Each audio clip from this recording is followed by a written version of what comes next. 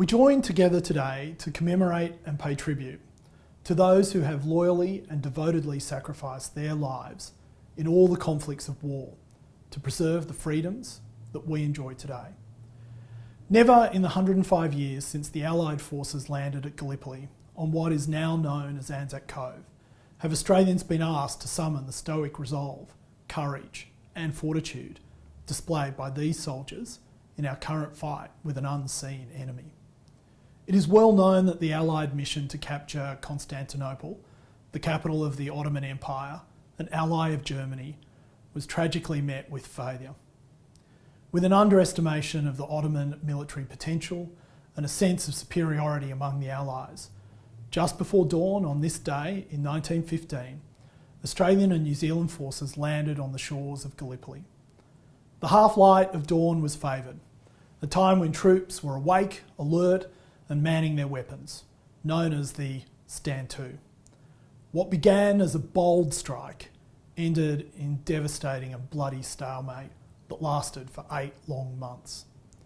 56,707 Allied troops lost their lives, including 8,700 from Australia and 2,721 from New Zealand, with 302,000 Allied casualties and 250,000 from the Ottoman Empire.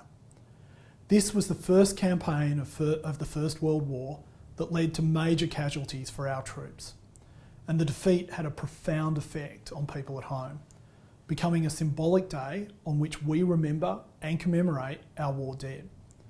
It has been considered that this event was the beginning of Australian and New Zealand national consciousness. Nowadays, ANZAC Day goes well beyond the anniversary of the landing at Gallipoli in 1915. It is a day on which we remember and pay tribute to all Australians who have served and died in the various theatres of war, past and present. It has become a symbol for values which Australians so highly treasure, those of mateship, courage, sacrifice and stoic duty. Our commemorative services date back to the first ANZAC Day in 1916, organised by Queensland Canon David Garland as a non-denominational commemoration by the whole of society, and the date, the 25th of April, was then etched in our history.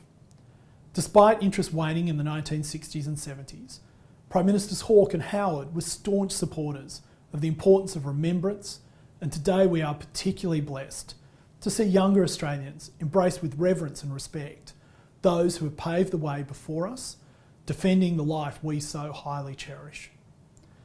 Dawn services, the playing of the last post, and 2 minutes of silence are a powerful moment for Australians of all cultures and age groups to reflect on the strength and values of those who served. Marches allow troops and later generations to wear the medals of service and bravery, and to honour family who so selflessly protected our freedoms. Lieutenant Colonel and later Turkish President Kemal Ataturk, who oversaw the Ottoman forces at Gallipoli, delivered these words at a memorial in 1934 to the first Australians, New Zealanders and British to visit the battlefield. You, the mothers, who sent your sons from faraway countries, wipe away your tears. Your sons are now lying in our bosom and are in peace. After having lost their lives on this land, they have become our sons as well.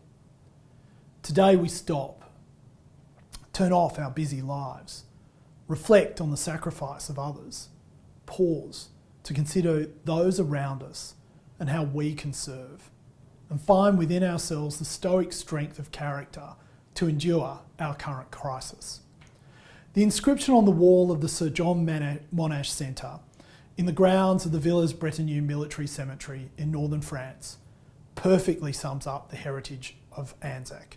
It reads, "ANZAC is not merely about loss, it is about courage and endurance and duty and love of country and mateship and good humour and the survival of sense of self-worth and decency in the face of dreadful odds.